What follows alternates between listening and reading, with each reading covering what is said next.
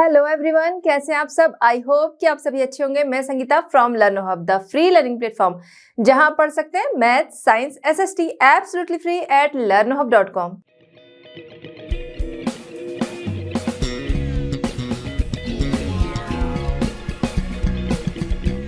बच्चों, आज हम डिस्कस करेंगे आईसीएसई क्लास 6। टॉपिक हमारा है मेजर क्रॉप्स।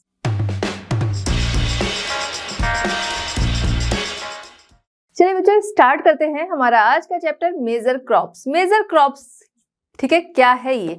सबसे पहले बात करते हैं क्रॉप्स। भाई, हमारे जो फार्मर्स हैं वो जो हमारे लिए ग्रो करते हैं वो क्या है, वो क्रॉप है। ठीक है, मेजर क्रॉप जो मेनली यूज होती है, जो ज्यादातर हमारे यहाँ उगाई जाती हैं, वो हो गई मेजर क्रॉप्स। ठीक है, अब हम बात कर रहे हैं कि मेजर क्रॉप्स क्या है। ये हमने समझ लिया कि मेजर क्रॉप्स वो है जो हमारे फार्मर्स ज्यादातर उगाते हैं, उसको हम कहते हैं मेजर क्रॉप्स। हमारे यहाँ क्या है कि जो फसलें होती हैं, ठीक है, जो क्रॉप्स हमारे यहाँ ग्रो की जाती हैं, उनको दो पार्ट में कैटेगराइज किया गया है। जो फर्स्ट पार्ट है वो है फूड क्रॉप्स, यानी कि जो हमारे फूड के तौर पर यूज होती हैं।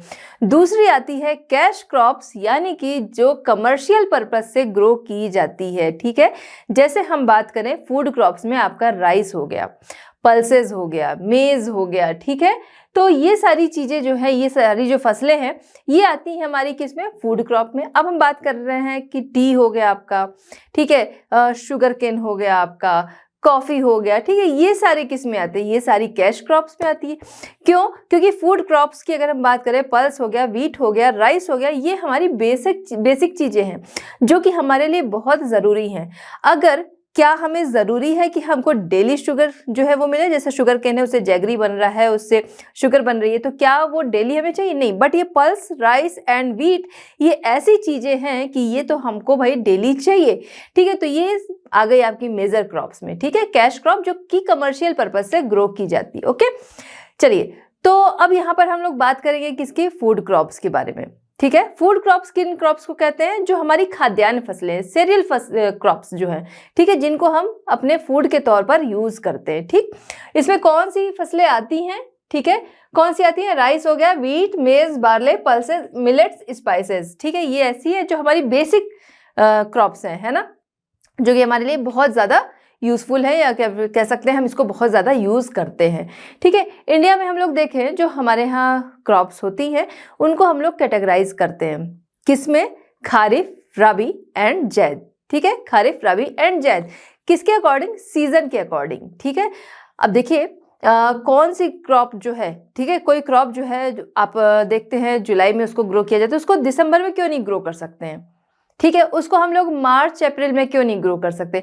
क्योंकि उनको सीजन के अकॉर्डिंग कैटेगराइज किया गया है। कौन सी क्रॉप के लिए कौन सा सीजन जो है बेटर रहेगा, कितना उसके लिए पानी चाहिए, कितनी रेनफॉल चाहिए, बेटर रहेगा, उसके अकॉर्डिंग हम लोग इसको कैटेगराइज किए, क्योंकि वो उसी टाइम में अच्छे से ग्रो होती है। वरना तो आज के टाइम में ठीक है, टेक्निक्स बहुत सारी आ गई हैं, तो जगह जगह पर लोग ग्रो कर लेते हैं, लेकिन फिर भी हम लोग देखें जो कि हर कोई उन टेक्नोलॉजीज का यूज नहीं कर पाता है ना, क्योंकि हर किसी के पास उन टेक्नोलॉजी को जो है उनको अफोर्ड करने की पावर नहीं होती है। तो बेसिकली अगर हम देखें तो रेनफॉल के अकॉर्डिंग हमारे यहाँ क्रॉप जो है उनको डिवाइड किया गया है। खारिफ, जो कि हम देखते हैं जब हमारा जो मानसून है स्टार्ट होता है, मानसूनी वाले टाइम में उसको ग्रो किया जाता है, और जब ड्राई टाइम आ जाता है यानी नवंबर लगभग, उस समय में उसको हार्वेस्ट किया जाता है। उसके बाद आती है रबी, जो कि जब ड्राई वाला हमारा टाइम है यानी अक्टूबर नवंबर, उस दौरान उसको क्या किया जाता है, ग्रो किया जाता है, और उसके बाद फेब तक में उसको काटा जाता है। ठीक है, अब इनमें कौन कौन सी क्रॉप्स आएंगी अभी हम लोग समझेंगे। उसके बाद आती है जैद। ठीक है, इनको मार्च में इनको मार्च में ग्रो किया जाता है, और उसके बाद इनके फ्रूट जो है वो मिलते रहते हैं, और 2-3 महीने मंथ जो हैं वो इस तरीके से चलते हैं। ठीक है, चलिए अब हम बात कर रहे हैं किसकी, खारिफ, रबी एंड जैद हमने कहा। अब 1 बाय 1 इनको देखेंगे। सबसे पहले बात करते हैं हम लोग यहाँ पर खारिफ। खारिफ जिनको कि ग्रो किया जाता है कब, हमारा अभी हमने बात की मानसून वाला टाइम। ठीक है, तो यानी कि इसको ग्रो किया जाता है जुलाई में। ठीक है, कब? जुलाई में। हार्वेस्ट किया जाता है नवंबर में।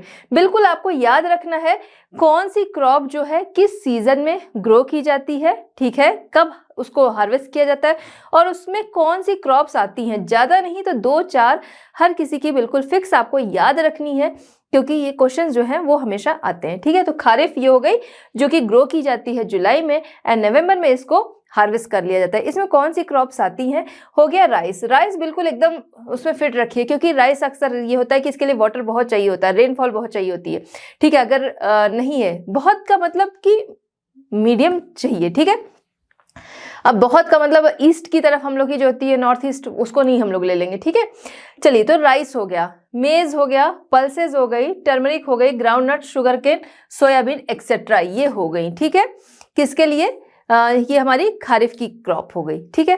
अब हम बात कर रहे हैं राबी, जिनको कि ग्रो किया जाता है अक्टूबर में। देखिए, एक तरफ क्या है, ये जो है, ठीक है, जो खारिफ की क्रॉप्स है ये हार्वेस्ट हो रही होती है, दूसरी तरफ ये नई जो है वो लगाई जा रही होती है, ठीक है। इसको इसी के साथ हम देख सकते हैं। तो आ गई आपकी राबी, जिनको कि ग्रो किया जाता है अक्टूबर में एंड हार्वेस्ट किया जाता है अराउंड फेब मार्च, ये चलता रहता है, ठीक है।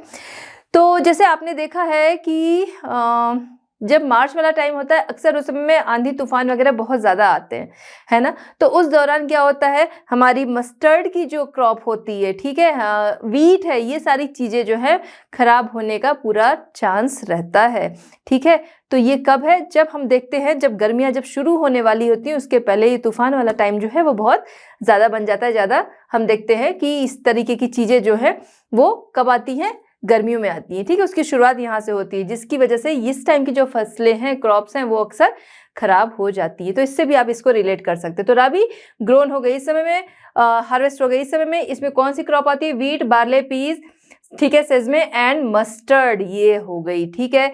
फिर जैसे आपने देखा है ना, अभी हम लोग बात कर रहे थे किसकी? ग्राउंडनट की, कि ठंडियों में ये मिलता है। ऐसे ही आपने देखा होगा ठंडियों के टाइम में जगह जगह जो जैगरी होता है वो बिकता है ना। और ये हम लोग कह सकते हैं कि ग्राउंडनट एंड जैगरी से बनी हुई जो पट्टियाँ चिक्की होती है वो तो मिलती है, ठीक है। तो ये सारी चीज़ें उस समय में क्या है, रेडी हो गई तब वो मार्केट में आई। तो इससे भी आप इसको याद रख सकते हैं कि ठंडियों में आप देखते हैं जगह जगह पर ग्राउंडनट हो गया, शुगर केन से बनता है जैगरी, ठीक है। तो जैगरी जो है वो मार्केट में बहुत ज़्यादा मिलता है, ठीक है, ये हो गया। अब हम आते हैं जेड। जेड जो है ये ग्रो की जाती है कब?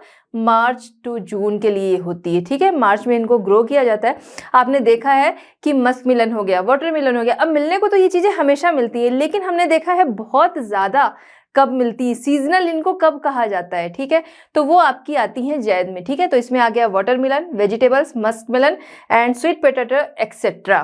चलिए हम बात करते हैं राइस। राइस एक ऐसी चीज़ जो कि हम सभी के घरों में लगभग डेली ये यूज़ होता है, चाहे वो राइस के फॉर्म में हो और चाहे हम देखें तो साउथ इंडिया की तरफ देखें, डोसा वगैरह जो है उसमें यूज़ होता है, ठीक है। तो राइस जो है देखा जाए तो वर्ल्ड की 50% से ज़्यादा पॉपुलेशन जो है स्टेपल फूड के रूप में इसका यूज़ करती है, ठीक है। तो हम लोग यहाँ पर राइस के बारे में देखेंगे। राइस जो कि बहुत सारे लोगों का डेली का फूड है, इसके लिए रेनफॉल कैसी चाहिए होती है, इसके लिए टेम्परेचर कैसा चाहिए होता है, वो हम लोग देखेंगे। इसके लिए सबसे पहली चीज़ कि जो राइस है वो हमारी खारिफ की क्रॉप है, ठीक है, अभी हम लोगों ने डिस्कस किया था। राइस जो है इसके लिए टेम्परेचर चाहिए होता है 20 to 30 डिग्री सेंटीग्रेड, ठीक है, 20 डिग्री to 30 डिग्री सेंटीग्रेड इसके लिए टेम्परेचर चाहिए होता है। अभी हम लोगों ने डिस्कस किया था कि जब रेनफॉल होती है, मानसून वाला टाइम होता है, उस समय में इसको ग्रो किया जाता है और उसके बाद ड्राई वाला टाइम जब आता है उस दौरान इसको काटा जाता है, ठीक है, ड्राई सीजन में, नवंबर में, ठीक है। तो टेम्परेचर इसका ये हो गया। रेनफॉल चाहिए होती है लगभग 100 सेंटीमीटर से ज़्यादा, ठीक है, ये इसकी रेनफॉल चाहिए होती है। किन रीजन में ये होता है, ठीक है, रीजन हम लोगों ने देखे थे ना, आपको ध्यान होगा। तो इसको ग्रो किया जाता है ट्रॉपिकल और टेम्परेट जोन, ठीक है, या फिर ट्रॉपिकल और टेम्परेट रीजन जो है इसमें इसको ग्रो किया जाता है, ठीक है। आपको ध्यान होगा पहले के चैप्टर में हम लोगों ने इसको डिस्कस किया है कि हमारी अर्थ हो गई या फिर कह लीजिए आपका ग्लोब, दोनों ही चीज़ कह सकते हैं। ये क्या हो गया? ये इक्वेटर हो गया। इक्वेटर से हम लोग क्या किए, इधर आए, क्या है, ट्रॉपिक ऑफ कैंसर, इधर ट्रॉपिक ऑफ कैप्रिकॉर्न, ठीक है, 23.5 डिग्री पे, ठीक है। ये क्या हो गया, tropic of cancer, tropic of capricorn, और ये आपका इधर आर्कटिक, ठीक है। तो ये आपके पोल्स हो गए, ठीक है। अब क्या है कि हम लोगों ने वहां पर क्या देखा था, जो ये वाला रीजन हमारा होता है, ठीक है, इक्वेटर से लेके यहाँ, यानी कि ट्रॉपिक ऑफ कैंसर, इधर ट्रॉपिक ऑफ कैप्रिकॉर्न, ठीक है। तो ये जो बीच का पोर्शन है, इसको हम लोगों ने क्या देखा था, टॉरिड जोन, ठीक है। यही टॉरिड जोन जो है ये आपका ट्रॉपिकल है। सनरेज जो होती हैं सबसे ज्यादा कहाँ पर पड़ती हैं, हमारे इसी रीजन में पड़ती हैं, ठीक है। तो यहाँ पर क्या है, गर्मी जो है वो ज्यादा होती है। इसके बाद हम आते हैं हमारे इस वाले पोर्शन में, जो कि क्या रहता है कि यहाँ पर गर्म भी रहता है एंड ठंडा भी रहता है, क्योंकि वो इसके भी करीब है और इसके भी करीब है, ठीक है। दूसरा सन जो है वो हमने बात की, यहाँ पर हीट उसकी ज्यादा पड़ती है तो उसका असर जो है वो इधर रहेगा, ठीक है, वही चीज। तो ये जो हमारा रीजन है, ठीक है, इसको हम क्या कहते हैं, इसको हम कहते हैं टेम्परेट रीजन, ठीक है। ये आपका टॉरिड हो गया, या कह सकते हैं ट्रॉपिकल, और ये आपका हो गया टेम्परेट, ठीक है। तो इन दोनों ही जगह पर राइस जो है वो ग्रो किया जाता है। आपको याद होगा ये वाला पोर्शन क्या है, ये फ्रीजिड है ना, जो कि बहुत ज्यादा ठंडा रहता है, ठीक। तो ये फ्रीजिड हो गया। तो यहाँ पर अभी हमने देखा grow in both tropical and temperate region, ठीक है, दोनों जगह पे इसको ग्रो किया जाता है। वाटर इसके लिए बहुत चाहिए होता है और सॉइल इसके लिए अच्छी चाहिए होती है, मतलब वो सॉइल जो कि वाटर को रोक कर रखे, ठीक है, इसके लिए, क्योंकि हमने भी बात की रेनफॉल बहुत चाहिए, ठीक है। तो ऐसी सॉइल चाहिए जो कि बहुत जल्दी ड्राई नहीं हो जाती, वो वाटर को क्या करे, रोक कर रखती है। चलिए बात करते हैं इंडियन रीजन जहां पर राइस कल्टीवेट किया जाता है, ठीक है। तो यहाँ हम देखेंगे जो हमारा मैप है, जब हम इसको देखते हैं यहाँ दो तरीके के शेड दिख रहे हैं, एक मेजर एरिया होगा, दूसरा अदर एरिया। मेजर एरिया यानी कि जहाँ पर बड़े लेवल पर राइस कल्टीवेशन किया जाता है, अदर एरिया की वहाँ पर भी राइस की खेती होती है बट उतने बड़े लेवल पर नहीं। बड़े लेवल पर क्यों होता है, जहाँ पर मेजर एरिया जो है, ठीक है, वो ऐसा क्यों है, क्योंकि भाई राइस के लिए जो कंडीशन चाहिए होंगी वो वहाँ पर बेटर होंगी, इसलिए वहाँ पर राइस की खेती ज़्यादा अच्छी होती है, ठीक है। कलर भी डिफ्रेंशिएट किया गया है। आपका ये जो थोड़ा लाइट सा दिख रहा है ये कौन सा हो गया, ये आपका अदर एरियाज में आ गया, एंड ये वाला जो ग्रीन आपका है ये कौन सा है, ये आपका मेजर एरिया है, ठीक है। चलिए स्टार्टिंग करते हैं यहाँ पर कि कौन से एरिया हैं जहाँ पर राइस कल्टीवेट किया जाता है। सबसे पहले आता है गैंगेटिक प्लेन। क्यों, क्योंकि भाई गैंगेटिक प्लेन वैसे भी हम जानते हैं कि देखिए राइस जो है उसके लिए रेनफॉल अच्छी चाहिए होती है, वाटर उसके लिए अच्छा चाहिए होता है, लैंड उसके लिए फर्टाइल चाहिए होती है, ठीक है, सॉइल जो हो वो फर्टाइल हो। तो गैंगेटिक प्लेन से बेटर क्या होगा, है ना। तो गैंगेटिक प्लेन है, ठीक। यहाँ पर आ गया आपका उत्तर प्रदेश, बिहार एंड सुंदरबन वाला एरिया, वेस्ट बंगाल, ठीक है, ये हो गया। अब इसके बाद आते हैं ईस्टर्न कोस्टल एरिया और इधर आएंगे वेस्टर्न कोस्टल एरिया, ठीक है। तो पहले ईस्टर्न कोस्टल एरिया जो है इसकी बात हम करेंगे, ठीक है। ये देखिए ये आपके मेजर वाले एरिया हैं, ठीक है, मेजर राइस कल्टीवेशन वाला एरिया, ठीक है। तो Indian region where rice is cultivated are, सबसे पहले आपका आ गया गैंगेटिक प्लेन, वो हम लोगों ने देख लिया। फिर इधर आपका आता है ब्रह्मपुत्रा प्लेन इन आसाम, ठीक है। ब्रह्मपुत्रा रिवर आपकी ऐसे आती है ना, तो ये आसाम में, ठीक है, ब्रह्मपुत्रा प्लेन इन आसाम। फिर ईस्टर्न कोस्टल एरिया में आते हैं तो कौन सा आता है आपका, उड़ीसा, आंध्र प्रदेश, तेलंगाना एंड तमिलनाडु, ठीक है। अब आते हैं हम वेस्टर्न कोस्टल प्लेन की तरफ, ठीक है। तो यहाँ पर आपका है केरला, इधर आपका आता है कर्नाटका, ठीक है। बाकी हम देख रहे हैं गुजरात, महाराष्ट्र का भी कुछ पार्ट है, ये मेजर वाले में नहीं बट यहाँ पर भी राइस का कल्टीवेशन होता है, ठीक है। तो ये वाला आपका एरिया आ गया, ठीक। ईस्टर्न कोस्टल रीजन में उड़ीसा, आंध्र प्रदेश, तेलंगाना एंड तमिलनाडु। फिर वेस्टर्न कोस्टल प्लेन में आपका गुजरात, महाराष्ट्र, कर्नाटका टू केरला, ठीक है, ये वाला रीजन हो गया। इसके बाद सेंट्रल स्टेट्स में आते हैं तो छत्तीसगढ़ एंड मध्य प्रदेश, ये आपका मध्य प्रदेश है, ठीक है। और इधर आपका क्या है, छत्तीसगढ़, ठीक है, इन जगहों पर। उसके बाद सेंट्रल हो गया। अब आते हैं नॉर्थ की तरफ, आपका पंजाब, हरियाणा जो है यहाँ पर राइस का कल्टीवेशन होता है, ठीक है, यहाँ तक क्लियर। तो अब जो है, ठीक है, Punjab Haryana in the north. ठीक है, तो यहाँ तक क्लियर। तो अगर मैप में ऐसा आता है कि आपको भाई राइस वाला एरिया दिखाना है, शो करना है जहाँ पर राइस का कल्टीवेशन होता है इंडिया में या इंडियन रीजन, तो वो आप इजीली बता सकेंगे। इंडिया के बाद देखते हैं अदर कंट्रीज को कि कौन सी कंट्रीज जो हैं जहां पर राइस जो है वो बड़े लेवल पर प्रोड्यूस किया जाता है। ठीक है, इसमें आता है China, Indonesia, Bangladesh, Vietnam, Thailand and Myanmar. ठीक है, इसके अलावा ब्राजील, जापान, अर्जेंटीना ये भी इंपॉर्टेंट है। ठीक है, इसके अलावा अगर हम बात करें कि राइस जो है, राइस प्रोड्यूसर सबसे बड़ा कौन है, ठीक है, वर्ल्ड में, तो वर्ल्ड में आता है चाइना का नंबर 1 पे। ठीक है, जो कि सबसे ज्यादा राइस प्रोड्यूस करता है। इसके बाद सेकंड नंबर पर आता है इंडिया। चलिए बात करते हैं वीट जो कि बहुत ज्यादा यूज में आता है। देखा जाए तो वीट से हमारा वीट फ्लोर जो है, डेली की हमारी रोटी बनती है, पूरियां हैं, पराठे हैं, कितनी तरह के पराठे जो हैं वो बनते हैं। ठीक है, इसके बाद आ जाते हैं सेमोलिना है, मैदा है, ये सारी चीजें क्या है, वीट से ही बनती हैं। तो वीट जो है बहुत ही इंपॉर्टेंट क्रॉप है। वीट एक सीरियल क्रॉप है। सीरियल यानी कि एक क्या है, खाद्यान्न फसल, या कह सकते हैं अनाज वाली फसल, है ना, वो है वीट। देखा जाए तो राइस के बाद सेकंड नंबर पर वीट आता है, जो कि सबसे ज्यादा यूज किया जाता है अनाज में। ठीक है, वीट के लिए अगर हम लोग बात करें टेम्परेचर, तो इसके लिए टेम्परेचर चाहिए होता है जब इसको लगाया जाता है 10 to 15। जैसा कि अभी हम लोगों ने देखा था कि वीट जो है वो हमारी कौन सी है, राबी क्रॉप है। ठीक है, वीट कौन सी है, राबी क्रॉप। क्वेश्चन इस तरीके से भी आता है कि भाई वीट जो है कौन सी क्रॉप है, या इस तरीके से भी आ जाता है कि 2 राबी क्रॉप के नाम बताइए। ठीक है, तो वो आपको पता होना चाहिए। तो वीट हमारी राबी क्रॉप है, जिसको कि अक्टूबर नवंबर उस दौरान क्या है, ग्रो किया जाता है। ठीक है, यानी कि उस समय बहुत ज़्यादा गर्मी भी नहीं रहती, बहुत ज़्यादा ठंडी भी नहीं रहती। ठीक है, और उसके बाद इसको हार्वेस्ट किया जाता है कब, जब ये पक जाता है मार्च में। ठीक है, फेब में, उसमें इसको क्या किया जाता है, हार्वेस्ट किया जाता है। ठीक है, ग्रो इन टेम्परेट रीजन। तो अभी हम लोगों ने सारे रीजन जो थे वो हम लोगों ने देखे थे। ठीक है, ये क्या है, ये आपका टॉरिड है। ठीक है, ये वाला टॉरिड है, ये आपका टेम्परेट है। ठीक है, तो इसको मेनली क्या है, टेम्परेट रीजन जो है वहां पर इसको ग्रो किया जाता है। ठीक है, टेम्परेचर इसके लिए क्या चाहिए होता है, 10 degree to 15 degree centigrade grow करने के समय। ठीक है, हार्वेस्ट के समय 20 to 25 डिग्री सेंटीग्रेड। ठीक है, इंपॉर्टेंट फूड क्रॉप है ये नॉर्थ इंडिया का। ठीक है, इसके अलावा अगर हम लोग बात करें तो यूपी, ठीक है, आपका हरियाणा है, पंजाब है, इन जगहों पे जो वीट है वो बहुत फेमस होता है इन जगहों का, है ना। तो ये तीनों जगहें जो है मिलके पूरे इंडिया का 60% वीट जो है ग्रो करते हैं। इसके अलावा अगर बात करें नंबर 1 कौन है, तो नंबर 1 है यूपी। ठीक है, सबसे ज़्यादा वीट जो है प्रोड्यूस करने वाला स्टेट है यूपी।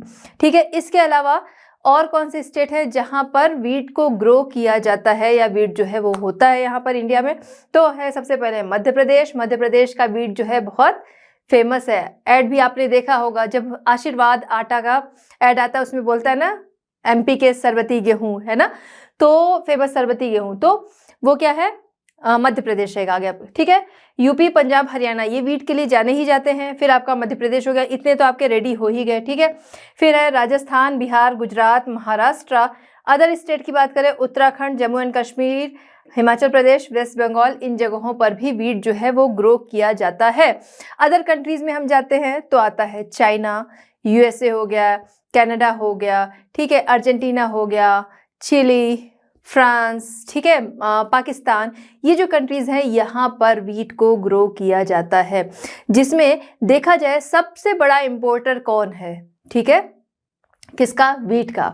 ठीक है, एक्सपोर्टर, सॉरी, सबसे बड़ा वीट का जो एक्सपोर्टर है वो कौन है, वीट का सबसे बड़ा एक्सपोर्टर है यूएसए एंड कनाडा, जो हैं ये दोनों मिलकर वीट के सबसे बड़े एक्सपोर्टर हैं। चलिए बात करते हैं कैश क्रॉप्स।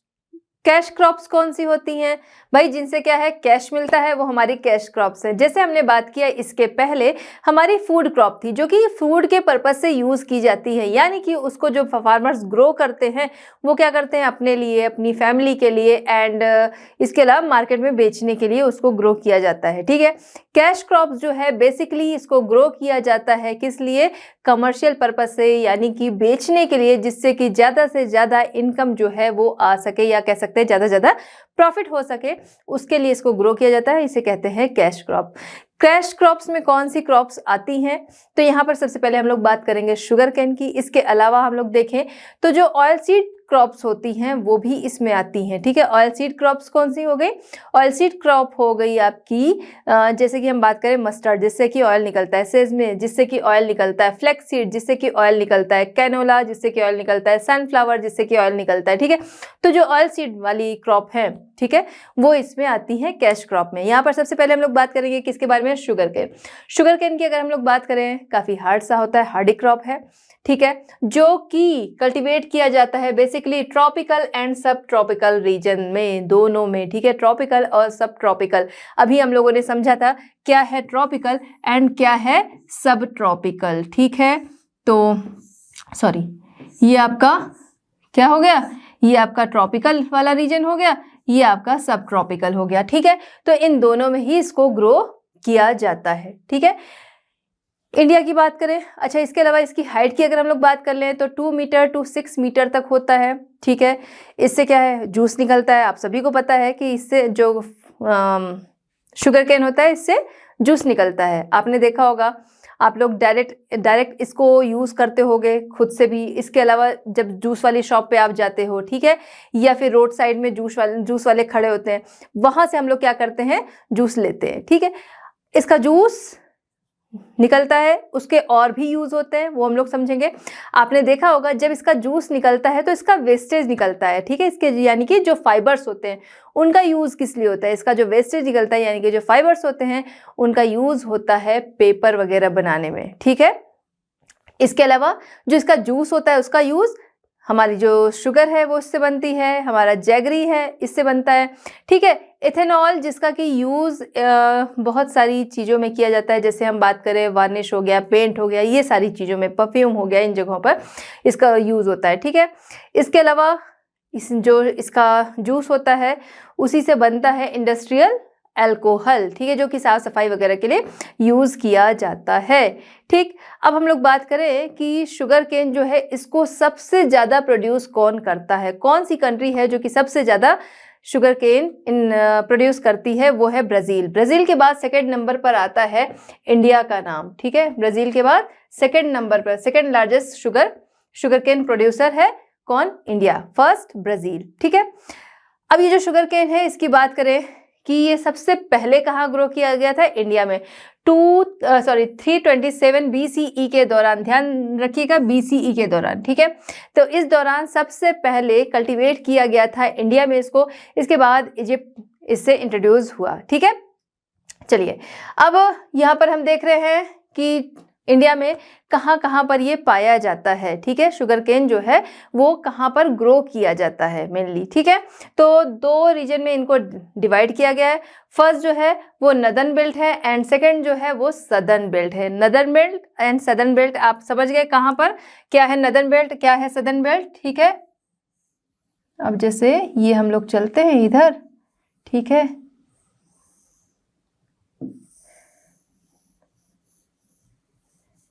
ठीक है, ये आपका नदर्न बेल्ट हो गया और इधर आपका सदर्न बेल्ट हो गया, ठीक है। अब कौन कौन से स्टेट्स हैं उनकी बात हम लोग कर लेते हैं।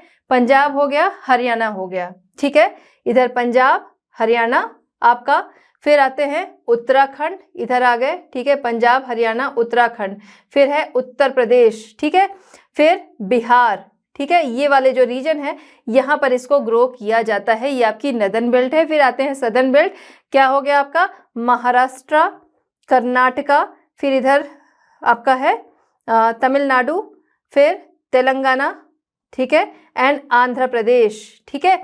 ये आपका कहाँ पर हो गया? ये आपके इंडियन स्टेट हो गए जहां पर बेसिकली इसको ग्रो किया जाता है, ठीक है। फॉरेन कंट्रीज के नाम अगर हम लोग देखें, चाइना है, थाईलैंड है, पाकिस्तान है, मैक्सिको है, इंडोनेशिया है और इसके पहले ब्राज़ील जो है वो हमने देखा ही। इन जगहों पर इसको ग्रो किया जाता है। चलिए बात करते हैं कॉटन। कॉटन जो कि बहुत ही इंपॉर्टेंट फाइबर है, ठीक है, कॉटन बहुत ही इंपॉर्टेंट फाइबर है। कॉटन जो कि हम सभी क्या करते हैं, पसंद भी करते हैं और इसका हम यूज भी करते हैं, ठीक है। मोस्ट इम्पॉर्टेंट फाइबर है टेक्सटाइल इंडस्ट्री में, ठीक है। कॉटन अगर आपने देखा होगा कभी तो इसका जो प्लांट होता है, ठीक है, उसमें जगह जगह पर ये कॉटन के फ्रूट्स जो हैं वो लगे होते हैं। जब बहुत ड्राई वाला वेदर होता है उस दौरान ये फट जाते हैं और इसमें से कॉटन जो है वो दिखाई देने लगता है।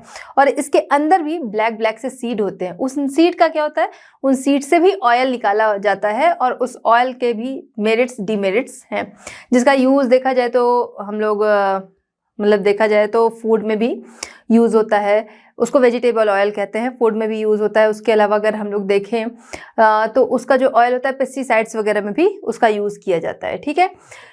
जो कॉटन होता है वो आपकी खारिफ क्रॉप है, ध्यान रखना है, कॉटन खारिफ क्रॉप है जो कि 6 to 8 मंथ का टाइम लेती है एनुअली। कि कैसा, फ्रॉस्ट फ्री, जिस समय क्या है ठंड, जिस पे जो है ना बहुत ज़्यादा ठंड जो पड़ती है वो ना पड़े। ये रेडी कब होता है, बिल्कुल ड्राई वाला टाइम जो होता है, बिल्कुल गर्मी वाला, उस दौरान ये रेडी होता है। इसके लिए जब क्या है, इसकी हार्वेस्टिंग वाला टाइम होता है, ठीक है। कब हार्वेस्ट किया जाता है, जब बहुत ज़्यादा धूप पड़ रही होती है, यानी कि जब बहुत गर्मी वाला टाइम होता है ना। तो इसके लिए ample sunshine and dry weather जो है वो हार्वेस्ट के दौरान चाहिए होता है, ठीक है। अब हम बात करें इसके प्रोड्यूसर, तो चाइना, इंडिया एंड पाकिस्तान ये हैं, ठीक है। इसमें भी चाइना जो है वो फर्स्ट है, सेकेंड नंबर पर कौन आता है, इंडिया आता है। इंडिया सेकेंड प्रोड्यूसर है कॉटन का, साथ ही साथ सेकेंड कंज्यूमर भी है कॉटन का, ठीक है।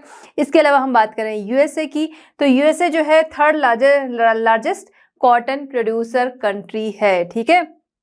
थर्ड लार्जेस्ट, फर्स्ट कौन सा है, चाइना है, सेकेंड इंडिया एंड थर्ड है कौन सा, यूएसए। ये भी आपको ध्यान रखना है कुछ जो हमारी मेन क्रॉप्स हैं कि किस नंबर पर उनका उसमें नंबर 1 पर कौन है या अपनी कंट्री जो है किस नंबर पर है, इतना आपको मालूम होना चाहिए, ठीक है। गुजरात जो है टॉप कॉटन प्रोड्यूसिंग स्टेट है। इसके अलावा हरियाणा जो है, ठीक है, नदर्न रीजन में हम देखें तो वो भी क्या करता है, कॉटन प्रोड्यूसर है। चलिए बच्चों, हम बात करते हैं जूट। जूट आपने नाम सुना होगा, आप लोगों ने यूज भी किया होगा। जूट अगर हम कहते हैं, हम लोग ऐड देखते हैं, कहा जाता है कि जब आप मार्केट जाएं तो अपने साथ जूट का थैला या जूट का बैग जो है वो ज़रूर ले जाएं, ठीक है। याद आ गया जूट क्या है, तो जूट जिसका कि यूज़ काफ़ी बड़े लेवल पर अलग अलग तरीके से किया जाता है। जूट एक कह सकते हैं कोर्स थ्रेड होता है, मोटा थ्रेड होता है जो कि स्ट्रॉन्ग होता है, ठीक है। तभी तो जूट के थैले जो हैं वो लोग ले जाते हैं, है ना, कहा जाता है जूट का थैला लेकर मार्केट है। तो jute is a long soft vegetable fibre capable of forming strong yet course thread, ठीक है। ये हो गया जूट, तो यानी जूट जो है उसको आपने पहचान लिया।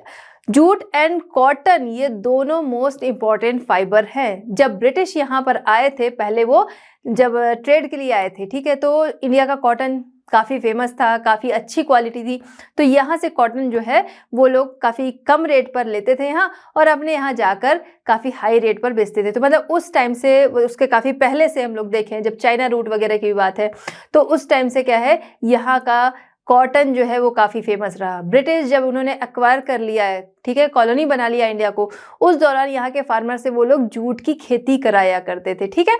तो जूट जो कि बहुत ही इंपॉर्टेंट है, अफोर्डेबल है, देखा जाए तो ये अफोर्डेबल फाइबर होता है, ठीक है। 800 BC से ही इंडिया हो गया, मिडिल ईस्ट हो गया, इजिप्ट हो गया, इन जगहों पर इसका यूज़ किया जाता था। जूट को हम गोल्डन फाइबर के नाम से भी जानते हैं। क्यों जानते हैं गोल्डन फाइबर के नाम से, क्योंकि इसका कलर ही गोल्डन सा होता है। जो लोग गांव से रिलेट करते होंगे या अपने गांव जाते होंगे, उन्होंने इसको देखा होगा जहाँ जहाँ पर ये होता है, ठीक है। ये जूट जो है वो एक खारिफ क्रॉप है। हमने कॉटन देखा, वो भी खारिफ क्रॉप है, जूट ये भी खारिफ क्रॉप है, ठीक है। Typically shown between February and March, ठीक है, इस दौरान इसको देखा जाता है, ये रेडी होता है इस दौरान पे, ठीक है। ग्रोथ कंडीशन देखा जाए तो हॉट ह्यूमिड, यानी कि गर्मी वाले टाइम में बिल्कुल ये होता है। क्लाइमेट जो है ऐसा क्लाइमेट चाहिए होता है। ह्यूमिडिटी लेवल जो है वो ह्यूमिडिटी जो है वो चाहिए होता है, कितना उसका लेवल 80 to 90% ह्यूमिडिटी जो है वो होनी चाहिए।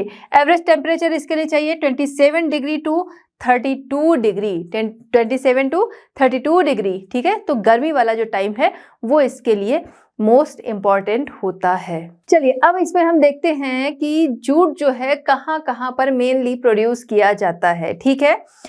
चलिए, इसमें सबसे पहले आता है इंडिया। इंडिया जो है लार्जेस्ट प्रोड्यूसर ऑफ जूट है, ठीक है। इसके बाद आता है बांग्लादेश, इंडिया के बाद आता है बांग्लादेश। इसके अलावा China, Uzbekistan, Nepal, South Sudan, Zimbabwe, Egypt, Brazil, Vietnam and Myanmar, इन जगहों पर भी इसको ग्रो किया जाता है, ठीक है। ये भी इसके प्रोड्यूसर हैं। इसके अलावा अगर हम बात करें हमारा ईस्टर्न पार्ट यानी कि आसाम हो गया आपका, ठीक है, यहाँ पर इसको ग्रो किया जाता है। आसाम हो गया, मेघालय हो गया, ठीक है, इन जगहों पर इसको ग्रो किया जाता है। वेस्ट बंगाल जो है वो लीडिंग है, ठीक है। वेस्ट बंगाल में सबसे ज़्यादा जूट जो है वो प्रोड्यूस किया जाता है, ठीक है। वेस्ट बंगाल हो गया leading jute producing state in India. इसके अलावा और जो स्टेट हैं वो कौन से हैं? आपका उड़ीसा है, आंध्र प्रदेश है, छत्तीसगढ़ है, झारखंड, बिहार, ठीक है, त्रिपुरा में भी कुछ मात्रा है, नागालैंड, ये जो स्टेट है यहाँ पर जूट जो है वो प्रोड्यूस किया जाता है। चलिए बात करते हैं प्लांटेशन क्रॉप। प्लांटेशन क्रॉप ये भी आपकी आती है कैश क्रॉप्स में, क्योंकि देखा जाए तो बेसिकली इनको भी ग्रो किया जाता है, किस लिए? प्रॉफिट के लिए, ठीक है। तो ये आती हैं आपकी कैश क्रॉप में। प्लांटेशन क्रॉप इसको क्यों कहते हैं? एक बड़े से एरिया में, ठीक है, इसको जो आपकी प्लांटेशन क्रॉप होती है बड़े से एरिया में एक ही क्रॉप पूरी लगाई गई होती है, इसलिए इसे प्लांटेशन क्रॉप कहा जाता है, ठीक है। इसमें बहुत सारी क्रॉप्स आती हैं, जैसे कि हम बात करें कि हो गई आपकी टी हो गई, कॉफ़ी हो गई, बनाना हो गया, ये सारा क्या है आपके प्लांटेशन क्रॉप में आता है, ठीक है। सबसे पहले यहाँ पर हम लोग बात करेंगे टी के बारे में। टी जिसका यूज़ जो है लगभग हर घरों में होता है, लोग बहुत पसंद भी करते हैं। हालांकि टी जो है वो एक मेडिकेटेड बेवरेज है, कोई बुरी चीज़ नहीं, लेकिन उसको जिस तरीके से लोग बनाते हैं, जिस तरीके से यूज़ करते हैं, वो थोड़ा सा हार्मफुल बन जाता है अगर उसको सही तरीके से ना यूज़ किया जाए, वरना ये मेडिकेटेड बेवरेज होता है, ठीक है। ग्लोबली पॉपुलर बेवरेज सबसे ज़्यादा, ठीक है, जिस पेय का, ठीक है, जिस बेवरेज का यूज़ किया जाता है वो आपकी टी है, ठीक है। पेरिनियल प्लांट होता है, सुटेबल फॉर ट्रॉपिकल एंड सब ट्रॉपिकल रीजन। अगर हम इंडिया को ही देखें, ठीक है, इंडिया को ट्रॉपिक ऑफ कैंसर जो है वो इंडिया से होकर गुजरती है, ठीक है। तो ट्रॉपिक ऑफ कैंसर ही जो है क्या करती है, इंडिया को इन दोनों रीजन में डिवाइड करती है, ट्रॉपिकल और सब ट्रॉपिकल पे, ठीक है। चलिए, तो ये फिलहाल जो है इसके प्लांट जो हैं सूटेबल होते हैं ट्रॉपिकल और सब ट्रॉपिकल रीजन, इन जगहों पे ज़्यादा अच्छी तरह से ये ग्रो करते हैं, ठीक है। हॉट एंड ह्यूमिड क्लाइमेट जो है वो इसके लिए चाहिए होता है। टेम्परेचर चाहिए होता है 13 डिग्री टू 32 डिग्री, यानी कि बहुत गर्म नहीं और बहुत ही ठंडा नहीं। रेनफॉल की बात करें, रेनफॉल इसके लिए अच्छी चाहिए होती है, 200 सेंटीमीटर तक इसके लिए रेनफॉल चाहिए होती है। लेकिन यहाँ पर खासियत ये है कि इसकी जड़ों में पानी नहीं रुकना चाहिए, इसीलिए आपने देखा होगा कि जो माउंटेन हिली एरियाज़ होते हैं वहाँ पर टी को प्लांट किया जाता है, या टी प्लांटेशन जो है उन्हीं जगहों पर पाए जाते हैं, ठीक है, क्योंकि इसके लिए रेनफॉल तो अच्छी चाहिए वर्ष में, ठीक है, पूरा एनुअल रेनफॉल जो है वो इतनी चाहिए होती है, लेकिन वो इसकी जड़ों में रुकना नहीं चाहिए, ठीक है, इसलिए इस तरीके से इसको बनाया जाता है थ्रू आउट द ईयर, ठीक है। फर्टाइल सॉइल चाहिए होती है जिसमें कि आयरन एंड नाइट्रोजन जो है वो अच्छी मात्रा में चाहिए होता है, पर्टिकुलरली सैंडी लोम्स, ठीक है, बलुई मिट्टी जो है वो चाहिए होती है। ग्रोन ऑन माउंटेन स्लोप और फ्लैट लैंड, ठीक है, तो इन जगहों पर इसको ग्रो किया जाता है। देखिए, जो टी प्लांटेशन जहाँ पर होता है वहाँ पर वर्कर्स की बहुत ज़्यादा ज़रूरत होती है, मतलब बहुत सारे वर्कर्स वहाँ पर चाहिए होते हैं, और साथ ही साथ स्किल्ड लेबर चाहिए होते हैं, जो वर्कर्स कह लीजिए या लेबर कह लीजिए, तो काफ़ी संख्या में चाहिए और वो स्किल्ड चाहिए होते हैं, क्योंकि ये बहुत ही नाजुक होता है, इसके ऊपर की जो पत्तियाँ होती हैं उन्हीं को निकाला जाता है, ठीक है। तो इसलिए बेसिकली आपने देखा होगा जो भी टी प्लांट होते हैं, टी प्लांटेशन जो होते हैं वहाँ पर लेडीज़ ही होती हैं, क्योंकि माना जाता है भाई लेडीज़ का हाथ जो है वो सॉफ्ट होता है और ये सॉफ्टनेस तरीके से इनकी लीफ को निकालेंगी। इनको हार्वेस्ट करने की बात किया जाए, थ्रू आउट ही ईयर इनको हार्वेस्ट किया जा सकता है। चलिए अब देखते हैं बेसिकली कहाँ कहाँ पर टी प्लांटेशन जो है वो पाए जाते हैं, या फिर टी जो है कहाँ पर अच्छी तरह से ग्रो होती है, ठीक है। आइए इसमें देखते हैं। सबसे पहले है इंडिया, चाइना एंड श्रीलंका, ठीक है, इन जगहों पर टी प्लांटेशन जो है वो बड़े लेवल पर पाए जाते हैं, ठीक है।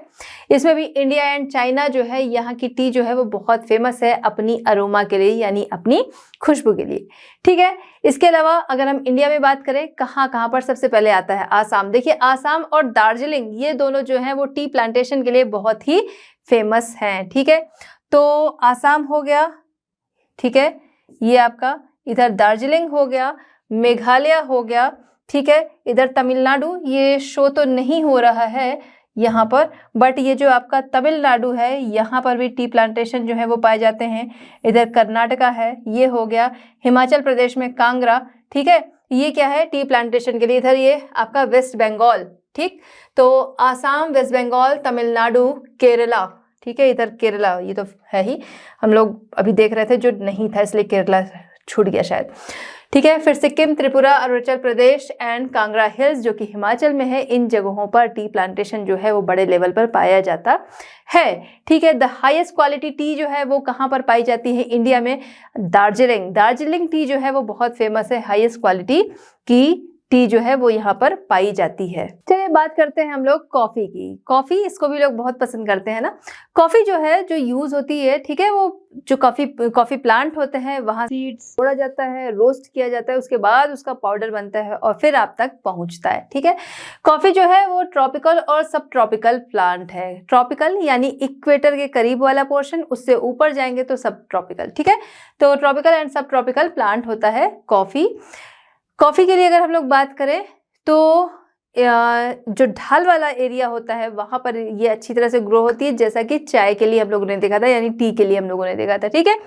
यहाँ पर बेस्ट एल्टीट्यूड इसके लिए होता है कहाँ पर? ट्रॉपिकल रीजन जो है, ठीक है, ट्रॉपिकल रीजन में 1200 से 2000 मीटर बेस्ट एल्टीट्यूड होता है, यानी कि जो सी लेवल है उससे हम लोग ऊंचाई देखते हैं, है ना, उसे हम कहते हैं एल्टीट्यूड, ठीक है।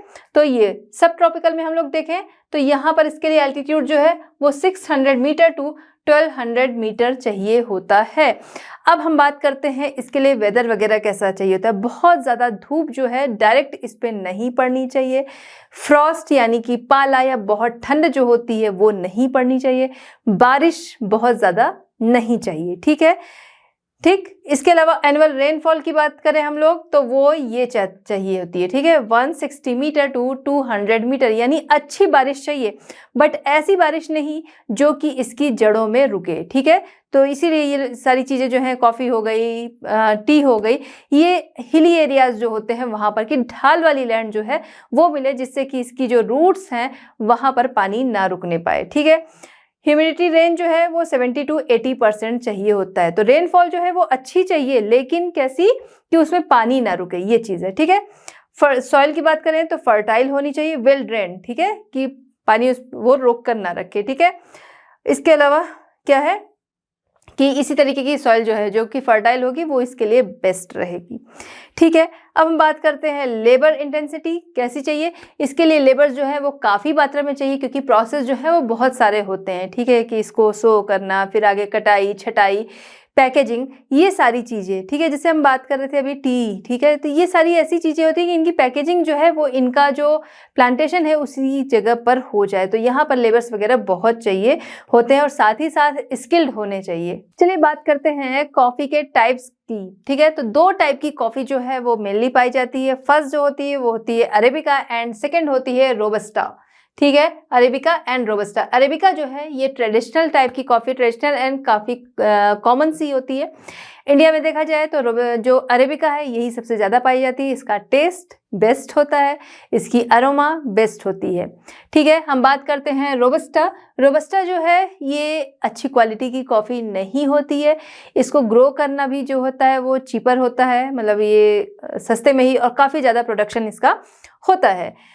कॉफ़ी की बात हम लोग करें तो कॉफ़ी जो होती है, ठीक है, सेकंड बेवरेज है। फर्स्ट बेवरेज क्या है, यानी पेय पदार्थ, फर्स्ट है टी, सेकंड नंबर पे आता है कॉफ़ी, जिसको कि हर कंट्री में यूज़ किया जाता है। ग्लोबल कॉफ़ी कंजप्शन जो है वो होती है, ठीक है, ग्लोबल लेवल पर होती है।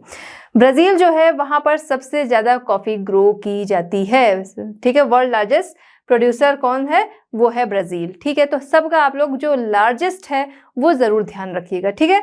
और इंडिया का किस में क्या स्थान है वो भी ध्यान रखिएगा, ओके। नेक्स्ट है ब्राज़ील है। इसके अलावा वियतनाम, इंडोनेशिया एंड कोलंबिया, इन जगहों पर भी कॉफ़ी जो है वो अच्छी मात्रा में प्रोड्यूस की जाती है। तो कॉफ़ी प्रोड्यूसर के मामले में इंडिया की 5th रैंक है, ठीक है। इंडिया की कौन सी रैंक है? 5th रैंक है। 5th largest producer in world है कौन? इंडिया, ठीक है। बाकी इसके अलावा इंडियन स्टेट जो है जहाँ पर कॉफ़ी जो है वो ग्रो की जाती है बड़े लेवल पर, वो हम लोग देख लेते हैं। फर्स्ट यहाँ पर आता है कर्नाटका, जहाँ पर सबसे ज़्यादा कॉफ़ी ग्रो की जाती है इंडिया में, ठीक है।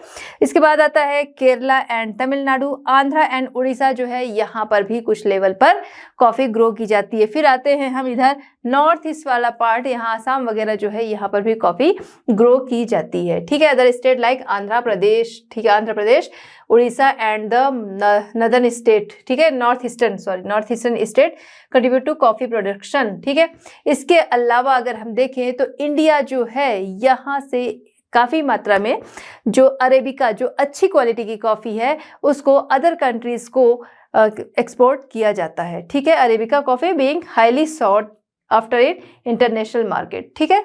चलिए बात करते हैं रबर की। रबर जिसका कि यूज़ जो है वो बहुत बड़े लेवल पर हमारी डेली लाइफ में होता है, ठीक है। हम कहाँ कहाँ देखें, रबर जो है हमारे आसपास बहुत बड़ी क्वांटिटी में देखने को मिलता है। हमारे ट्यूब टायर है वो भी, हमारे जो डोर्स होते हैं वहाँ पर स्टॉपर लगा होता है वो भी क्या है, रबर है।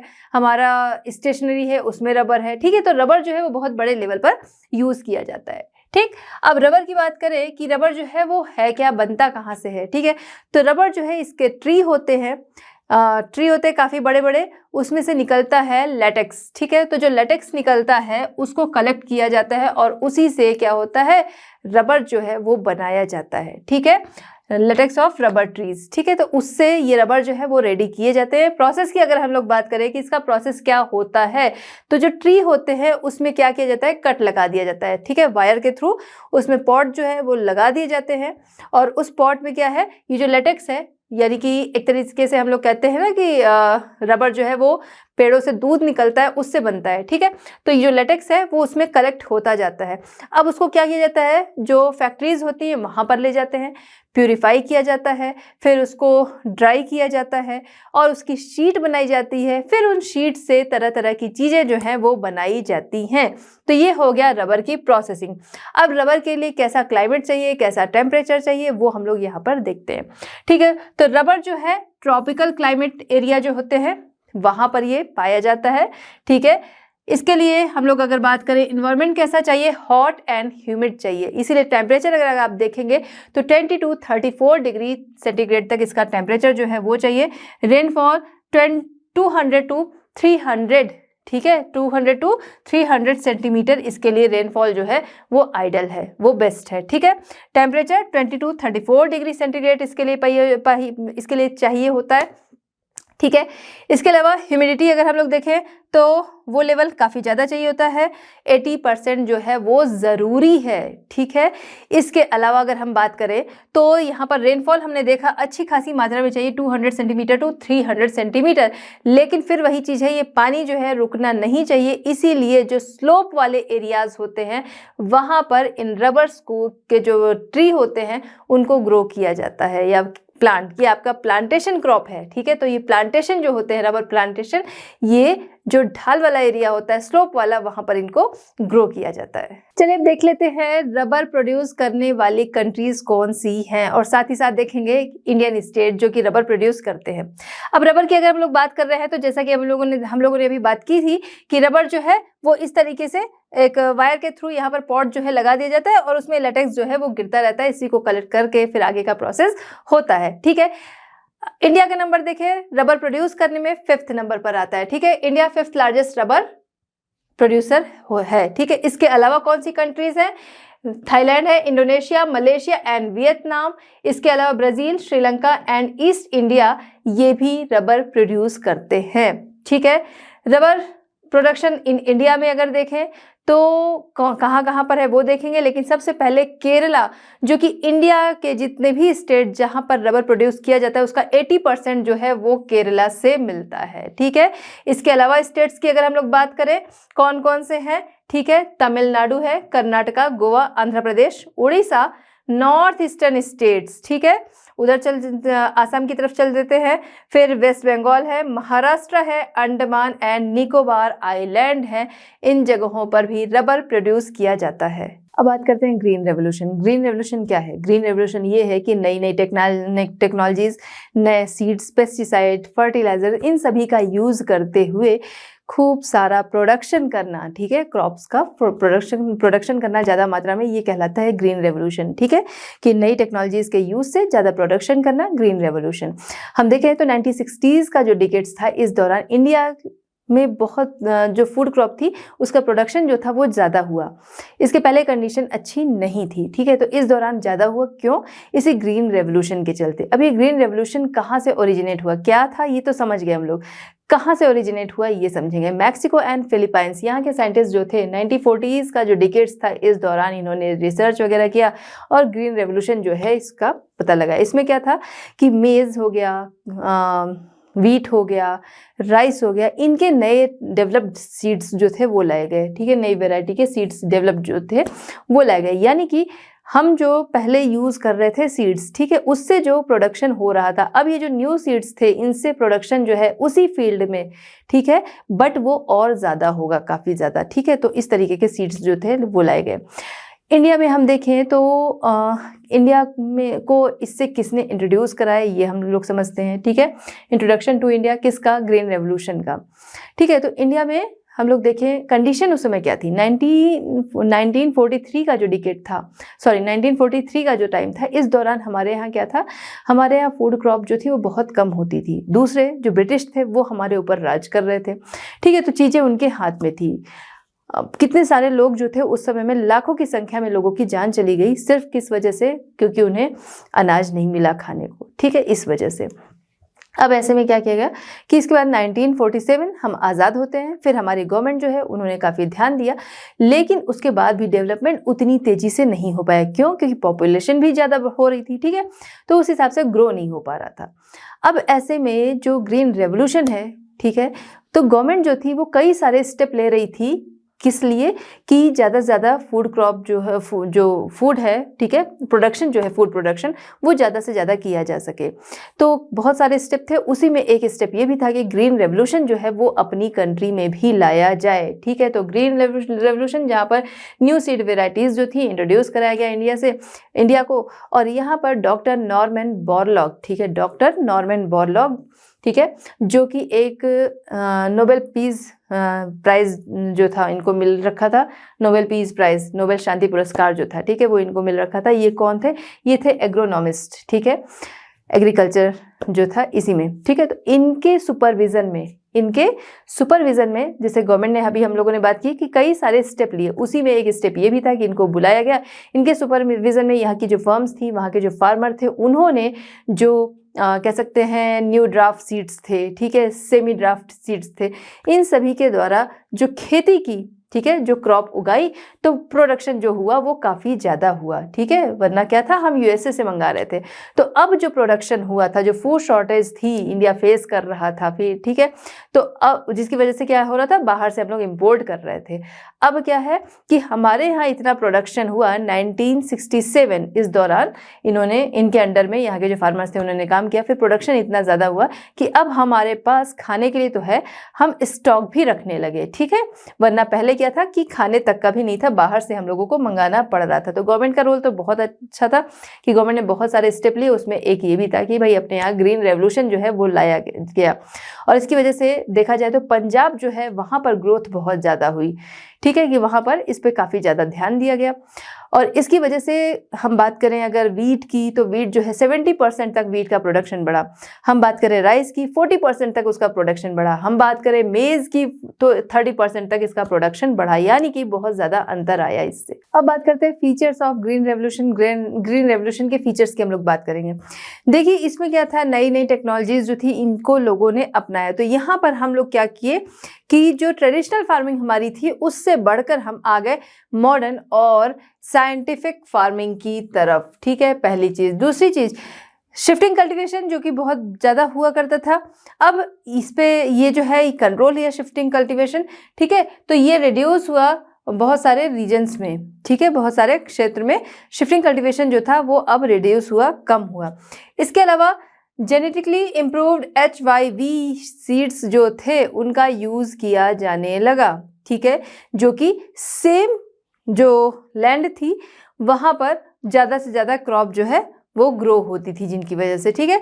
Expansion of fertiliser and pesticide manufacturing industries, ठीक है, तो ये जो HV सीड्स थे, इनकी अगर हम बात करें तो इनको वाटर की भी डिमांड बहुत ज़्यादा होती है, इरिगेशन की डिमांड बहुत ज़्यादा होती है, जिसकी वजह से कैनाल्स वगैरह जो है, कैनाल्स नेटवर्क वो बहुत ज़्यादा इसमें बन गए। यानी कि अब फार्मर्स जो है वो सिर्फ रेनफॉल पे डिपेंडेंट नहीं थे, अब वो कैनाल का यूज़ करके और क्रॉप ग्रो कर रहे थे। इसके साथ ही साथ HYV जो सीड्स थे, ठीक है, इनके जो प्लांट्स थे, इनको देखा जाए तो यहाँ पर पेस्टिसाइड्स, फर्टिलाइजर्स, इन सब की भी बहुत ज़रूरत थी। तो इस वजह से क्या हुआ, जो इसको बनाने वाली इंडस्ट्रीज थी, ठीक है, वो भी यहाँ पर ग्रो हुई, उनका भी एक्सपेंशन हुआ। ठीक है, इसके अलावा अब जो फार्मर्स थे वो मल्टीपल क्रॉपिंग सिस्टम जो है उसको अडॉप्ट करने लगे, जिसकी वजह से उनकी कंडीशन जो है वो सुधरी। जाहिर सी बात है, उनके पास सेम लैंड है, वहाँ से वो ज़्यादा क्रॉप ग्रो कर रहे हैं, तो उनको क्या हुआ, उनकी इनकम जो है वो यहाँ से बूस्ट हुई। ठीक है, रूरल इलेक्ट्रिफिकेशन की अगर हम लोग बात करें तो ये क्या था, रूरल इलेक्ट्रिफिकेशन की हम लोग बात करें कि यहाँ पर क्रॉप जो है वो ज़्यादा ग्रो होने लगा, अब वो शहरों को जाने लगा। शहरों को जाने के लिए क्या है, रोड सबसे पहले होनी चाहिए। ठीक है, तो रोड्स जो है वो जगह जगह पर बनाई जाने लगी, यानी कि रोड्स की अवेलेबिलिटी जो थी वो अब बढ़ गई। ठीक है, adoption of modern machine for farming, तो ये तो अभी हम लोग जानते ही हैं कि अब ये सारी चीज़ें जो है उनको अडॉप्ट किया गया है। ठीक है, किस लिए, कि भाई लोगों को सुविधा हो जाती है, कि मेहनत भी उनकी कम लगती है और क्रॉप जो है वो ज़्यादा ग्रो होती है। चलिए बात करते हैं ग्रीन रेवोल्यूशन के इम्पैक्ट की, कि ग्रीन रेवोल्यूशन यहाँ पर आया, उसका इम्पैक्ट क्या पड़ा। ठीक है, तो इम्पैक्ट अगर हम देखें, पॉजिटिव और नेगेटिव दोनों तरीके का इसका इम्पैक्ट रहा। सबसे पहले बात करेंगे हम पॉजिटिव इम्पैक्ट की। पॉजिटिव इम्पैक्ट जो है, development of agriculture and farmers. ठीक है, तो पॉजिटिव इम्पैक्ट सबसे बड़ा ये रहा कि development of agriculture and farmers, ठीक है, इन दोनों का डेवलपमेंट हुआ। आइए इसको समझते हैं। सबसे पहली चीज क्या, फूड ग्रेन्स जो थे, फूड ग्रेन प्रोडक्शन जो है वो बहुत तेजी से बढ़ा। ठीक है, phenomenal increase in food grains. उसके अलावा प्रॉस्पेरिटी अमंग फार्मर्स, देखिए फूड ग्रेन्स कैसे तेजी से बढ़ा, अभी हम लोगों ने बात की कि अच्छी वेराइटी के सीड्स जो थे वो अब आ गए, अब उनका यूज करते हुए। इसके अलावा इनके लिए क्या है, वाटर जो है वो ज़्यादा चाहिए था, तो कैनाल्स वगैरह की सुविधा जो थी वो भी अवेलेबल करा दी गई। ठीक है, फर्टिलाइजर्स जो है वो ज़्यादा चाहिए, वो क्या करेंगे, इनको ग्रोथ देंगे। पेस्टिसाइड्स की भाई कीड़े वगैरह लग जाते थे तो क्रॉप जो थी वो खराब हो जाती थी। अब यहाँ पर उस सब चीज़ों का यूज़ किया जाने लगा, जिसकी वजह से प्रोडक्शन जो था वो बहुत तेज़ी से बढ़ा। कई सारी ऐसी ग्रेन्स थी जो कि डबल हो गई, उनका प्रोडक्शन जो था डबल। वीट की बात करें तो वीट का प्रोडक्शन लगभग ट्रिपल, ठीक है, 3 गुना वो बढ़ गया। प्रॉस्पेरिटी अमंग फार्मर्स, फार्मर्स जो थे उनके बीच में प्रॉस्पेरिटी जो थी वो बढ़ी। कैसे भाई, मल्टीपल क्रॉप जो है उनका वो यूज करने लगे। उनके पास सेम फील्ड जो कि उनके पास ये पहले रहा होगा, वही फील्ड क्या है, अभी भी है, लेकिन अब क्या है, क्रॉप उनके पास ज़्यादा हो रही है, जिसकी वजह से उनकी प्रॉस्पेरिटी बढ़ी कि भाई अब क्या है, अपने लिए भी स्टॉक रखेंगे, उसको सेल भी करेंगे। ठीक है, big farmers benefited the most, big farmers जो थे ये ज़्यादा इनको बेनिफिट मिला। कैसे मिला, पहली चीज़ कि बिग फार्मर्स है, इनके पास जैसे हम बात कर रहे हैं कि नई नई टेक्नोलॉजीज जो है वो यूज़ हुई। ठीक है, तो जो मशीनें हैं उनको स्पेस भी चाहिए। ठीक है, कि कहाँ पर लगाई जाए, तो जो बड़े फील्ड थे वहाँ पर ये ज़्यादा काम किया। अच्छा, इसके अलावा छोटे फील्ड में भी मान लीजिए जहाँ पर यूज़ हुआ। ठीक है, बट जो बिग फार्मर्स थे उन्हीं को ज़्यादा प्रॉफिट क्यों हुआ, क्योंकि उनके पास पैसे थे। अब वो ये जो सीड्स थे HYV वाले, ठीक है, ये सीड्स महंगे मिला करते थे। ठीक है, इसके लिए फर्टिलाइजर्स है, पेस्टिसाइड्स है, इन सारी चीज़ों का यूज़, तो इनके लिए खर्चे कहाँ से आएंगे, तो इनके पास ये पैसे होते थे, इसलिए ये लोग ज़्यादा बेनिफिशियल रहे। ठीक है, इनको ज़्यादा बेनिफिट मिला।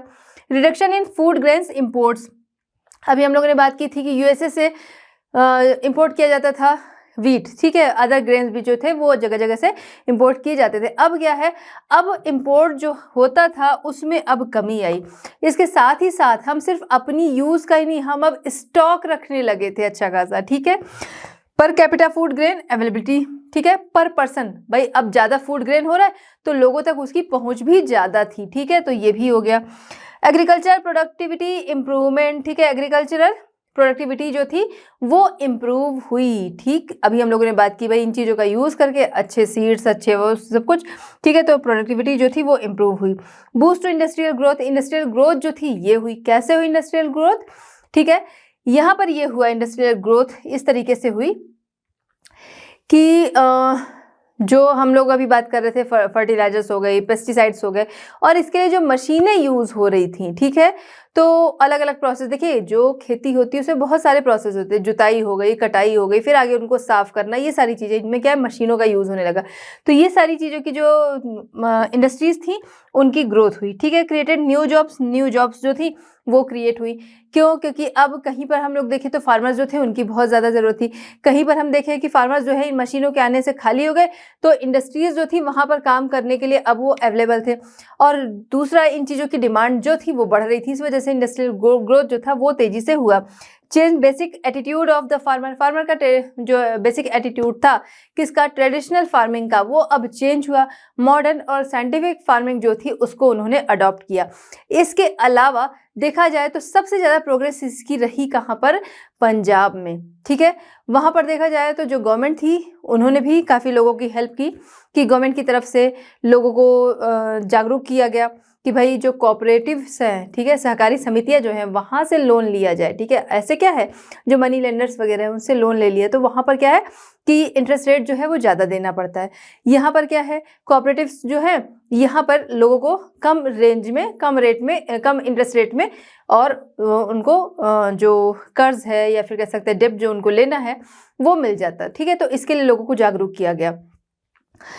पंजाब गवर्नमेंट जो थी उन्होंने लोगों तक ये सारी चीज़ें जो थी वो सस्ती अवेलेबल कराई, तो इस वजह से वो काफ़ी ज़्यादा इम्प्रूव हुआ।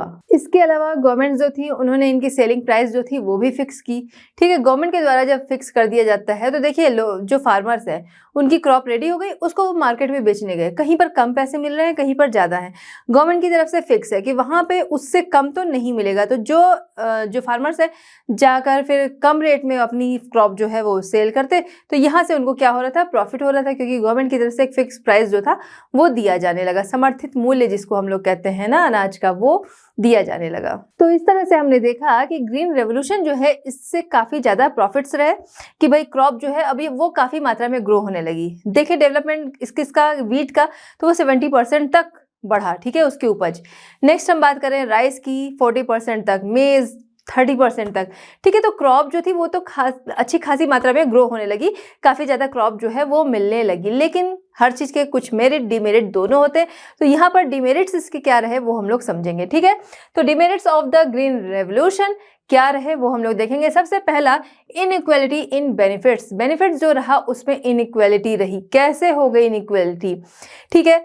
अभी हम लोगों ने देखा कि भाई इसका जो फायदा उठा रहे थे ज़्यादातर कौन, जो रिच फार्मर थे या बिग फार्मर्स थे, वो इसका फायदा उठा रहे थे। क्यों? क्योंकि उनके पास अच्छी खासी इनकम है, वो इन चीज़ों का यूज़ कर सकते हैं। अब प्रॉफिट जो है उन्हीं के पास ज़्यादा आ रहा है, तो बेनिफिट जो है वहाँ पर इनइक्वालिटी आ गई। जो छोटे फार्मर्स हैं, इन मशीनों का यूज़ करना, इन सीड का यूज़ करना, ठीक है, पेस्टिसाइड्स, फर्टिलाइजर, इनका यूज़ वो नहीं कर पा रहे थे उतना, ठीक है। तो इस वजह से क्या हुआ कि ग्रोथ किसकी हो रही थी, जो इनका यूज़ कर रहा था, ठीक। नेक्स्ट है वाटर सप्लाई चैलेंज। ये अभी हम लोगों ने क्या बात की थी कि जो ये HYV वाले सीड रहे, इनको फर्टिलाइजर ज़्यादा चाहिए, इनको पेस्टिसाइड ज़्यादा चाहिए, इनको वाटर सप्लाई जो है वो ज़्यादा चाहिए, ठीक है। तो वाटर जो है उसका यूज़ ज़्यादा होने लगा। पहले क्या था, पहले के फार्मर्स रेनफॉल पे डिपेंड थे, ठीक है। तो वाटर का ज़्यादा यूज़ होने लगा, इसकी वजह से जगह जगह कैनाल्स बनाए गए। अब जब कैनाल जगह जगह बनाए गए तो क्या हुआ, कॉस्ट जो थी वो राइज होती गई, बढ़ती गई, ठीक है, कैनाल्स बनाने की वजह से। इसके अलावा जो सीड का यूज़ कर रहे थे वो काफ़ी कॉस्टली थे, इसकी वजह से कॉस्ट जो थी वो बढ़ी, ठीक है। फर्टिलाइज़र उसका यूज़ किया जा रहा है, कॉस्ट बढ़ी, ठीक है। पेस्टिसाइड्स उसका यूज़ किया जा रहा है, कॉस्ट बढ़ी। मशीनें जो तरह तरह की यूज़ की जा रही थी, इससे क्या हुआ, कॉस्ट बढ़ती चली गई। पहले क्या था, पहले जो फार्मर्स थे इसके पहले वो क्या करते थे, जो उन्होंने ग्रो किया है, ठीक है, सीड वो खरीदते भी थे, वो सीड जो है HYV वाले सीड जो है इससे सस्ते होते थे। दूसरा, जो उनके पास क्रॉप होती थी उसी का कुछ पोर्शन जो है वो अलग रख देते थे कि ये सीड के काम आएगा। लेकिन अब क्या है, अब उनको वो सीड जो है वो खरीदने पड़ रहे थे, ठीक है, जो कि काफ़ी हाई रेंज के होते थे, तो वहाँ पर उनकी कॉस्ट जो है वो बढ़ी। फिर हम लोग बात करें फर्टिलाइज़र के लिए वो क्या यूज़ किया करते थे, जो काऊ डंग वगैरह हो गया उसका यूज़ करते थे। अब क्या है, फर्टिलाइज़र जो है वो खरीद के ला कर उसको यूज़ कर रहे, ठीक है, और मशीनों का यूज़ कर रहे। इससे क्या हुआ, उनकी कॉस्ट जो है वो बढ़ती गई, और वो क्या हुआ, डेब्ट बर्डन जो था वो इनके ऊपर बढ़ता चला गया। क्यों? क्योंकि जो सारी चीज़ें भी हम लोगों ने बात की, इनको मैनेज करने के लिए हर किसी के पास सफिशिएंट इनकम जो थी वो नहीं होती थी, तो इसके लिए वो किसी न किसी से कर्ज लेते थे कि जब फसल तैयार होगी तब हम लोग इसको दे देंगे। लेकिन अब क्या है, फसल जो है रेडी होने तक उनके ऊपर बर्डन अच्छा खासा देखिए पड़ा ही रहता था कि अलग अलग चीज़ों के लिए उनको डेब्ट जो था वो लेना पड़ता था। मनी लेंडर्स वगैरह से ले लिए तो और ज़्यादा इंटरेस्ट की वजह से और ज़्यादा बर्डन उनके ऊपर बढ़ जाता था। बाई चांस नेचुरल क्लैमिटीज आई, फसल खराब हो गई, ठीक है, क्रॉप जो है वो फेल्योर हो गई, ऐसे में क्या होगा, उनका डेब्ट बर्डन जो है वो और ज़्यादा बढ़ जाए क्योंकि अब वो उसको चुका नहीं पाएंगे। नेक्स्ट उनको फिर से क्रॉप ग्रो करनी है, फिर और ज़्यादा डेब्ट लेंगे, ठीक है, तो डेब्ट बर्डन जो था वो उनके ऊपर बढ़ता चला गया। अनएम्प्लॉयमेंट एंड अर्बन माइग्रेशन, अब क्या हुआ, जो फार्मर्स या फिर कह सकते हैं जो लेबर्स काम करते थे खेतों में, तो उनकी जगह किसने ले ली, मशीनों ने ले ली। भाई मशीन जो है वो कितने सारे आदमियों का काम अकेले कर लेती है, तो इस वजह से वो सभी लोग जो थे, जो वर्कर काम किया करते थे, अब वो खाली बैठ गए, अब उनके पास काम नहीं था, जिसकी वजह से वो माइग्रेट होने लगे अर्बन एरियाज की तरफ। अब अर्बन एरियाज जो हैं वहाँ पर क्या हुआ, भीड़ वहाँ पर बढ़ने लगी, तो वहाँ पर बहुत सारी चीज़ें जो हैं उनकी कमी होने लगी, या फिर कह सकते हैं कि साफ़ सफाई वगैरह, ठीक है, लोगों के रहने की व्यवस्था, ये सारी चीज़ें जो हैं अब वो डिसबैलेंस होने लगी। नेक्स्ट, एनवायरमेंटल कॉन्शियसनेस, ठीक है, तो यहाँ पर हम देखें जो पेस्टिसाइड्स वगैरह का यूज़ हो रहा है, ठीक है, तो इनका अपना अलग नुकसान है। इसके अलावा जो क्या रही, जो सॉइल थी, ठीक है, सॉइल की जो नेचुरल फर्टिलिटी थी, अब उसमें काफ़ी कमी आ गई। क्यों? क्योंकि ऊपर से फर्टिलाइजर जो थे वो यूज़ किए जा रहे थे, ठीक है, उस समय क्रॉप जो थी उसकी ग्रोथ के लिए तो अच्छे थे, बट जो सॉइल की क्वालिटी थी उसके लिए वो खराब थे, ठीक है।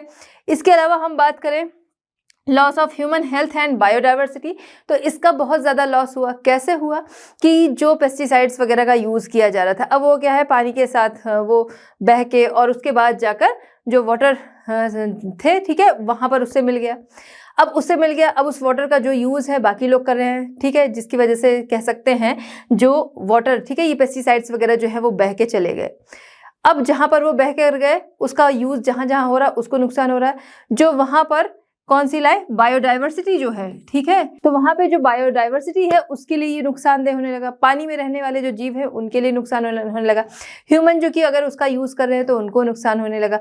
उसके अलावा अगर हम बात करें जिन फर्टिलाइजर्स वगैरह का यूज़ हो रहा है, ठीक है, फिर वो मिट्टी में मिल रहा है, फिर पानी के द्वारा वो दूसरी जगह मिल रहा है, तो ये सारे प्रोसेस जो है, ये सभी जो है बहुत सारी बीमारियाँ जो है उनको पैदा करने के लिए काफ़ी हैं। और इसी वजह से आज के टाइम में हम देखें तो कैंसर जैसी डिजीज जो है वो काफ़ी बढ़ गई हैं। तो बच्चों, इस तरह हमारा ये चैप्टर कंप्लीट होता है। मिलते हैं next chapter at learn hub. Learn hub free है पर बेस्ट है।